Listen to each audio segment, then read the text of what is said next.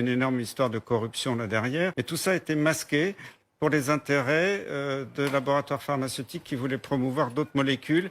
Et malheureusement, beaucoup de mes collègues ont touché beaucoup d'argent de ces laboratoires. Ça me désole, ces collègues, c'était des amis. J'ai du mal à comprendre tout ça. Mais c'est la réalité. Et moi, je suis désolé, je ne peux pas accepter ça.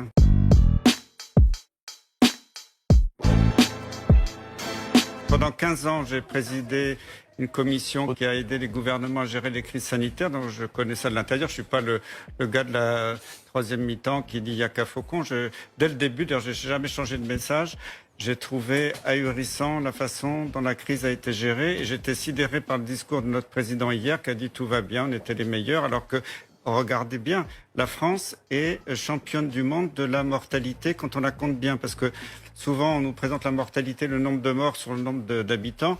Quand on regarde la mortalité qu'on appelle la létalité dans le jargon scientifique, qui est le nombre de morts sur le nombre de cas, la France est la dernière du monde. À part peut-être le Yémen qui a beaucoup moins de cas. Pourquoi en fait?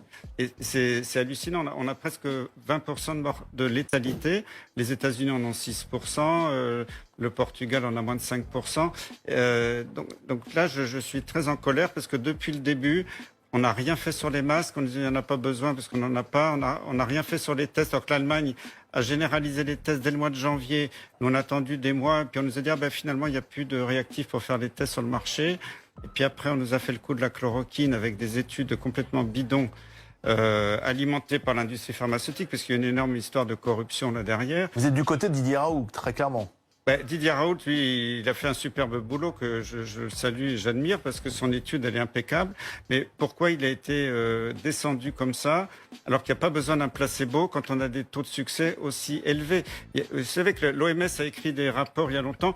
Quand est-ce qu'il est éthique d'utiliser un placebo? C'est pas moi qui l'invente. Si un traitement marche très très bien, il n'y a aucun besoin d'un placebo. Le placebo a été inventé pour les traitements qui marchent pas très bien. Le placebo, ça marche à 20%, quelquefois 30%. Donc si un traitement marche à moitié, on a besoin d'un placebo. Là, à partir du moment où il y avait ce traitement, les données de la Chine, puis les données de Raoult, c'était complètement immoral de continuer à promouvoir des études contre placebo. Vous pointez du doigt certains membres du conseil scientifique. C'est pas moi, c'est public. Il suffit d'aller sur les sites officiels de combien ont touché les gens de la part de gros laboratoires pharmaceutiques. D'ailleurs, il y a une publication récente qui vient de Didier Raoult, mais qui est assez féroce, mais qui montre qu'il y a une corrélation statistique parfaite entre le nombre de milliers d'euros qu'ont touché certains experts et leur positionnement sur la chloroquine. Donc tout ça, c'est public, c'est pas moi qui le dis.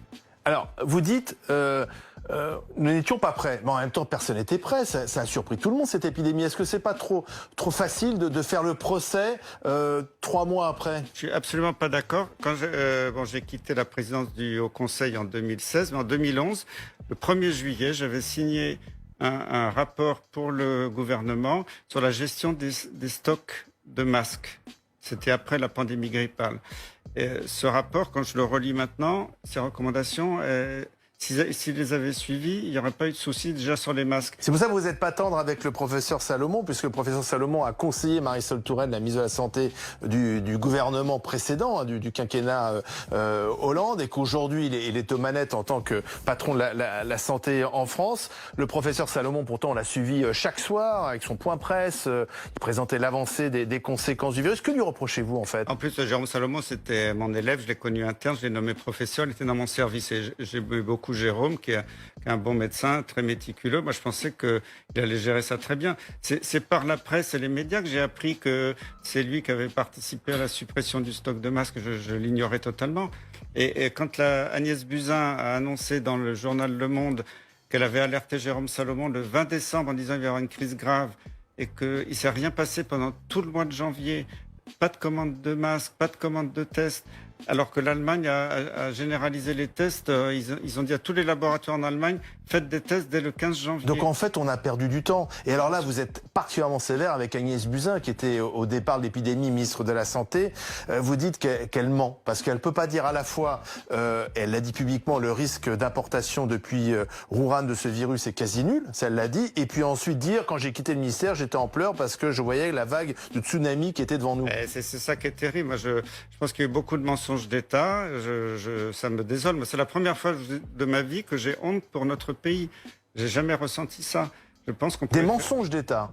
Ah oui, bien Mais sûr. quel était l'intérêt de mentir à ce moment-là? Ça, les commissions parlementaires, tout ça pourront le dire. Mais je pense Elle que commence demain. Alors il y a le professeur Salomon demain est entendu par la commission d'enquête les parlementaire. Français ont tout ce que je dis aujourd'hui, tout haut, que j'écris dans mon livre, les Français découvriront dans mon livre des choses qui leur ont été cachées.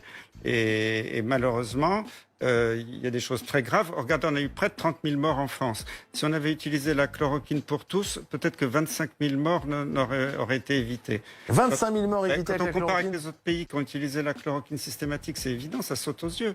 Mais tout ça a été masqué pour les intérêts de laboratoires pharmaceutiques qui voulaient promouvoir d'autres molécules. Et malheureusement, beaucoup de mes collègues ont touché beaucoup d'argent de ces laboratoires. Ça me désole, ces collègues, c'était des amis. J'ai du mal à comprendre tout ça. Mais c'est la réalité. Et moi, je suis désolé, je ne peux pas accepter ça.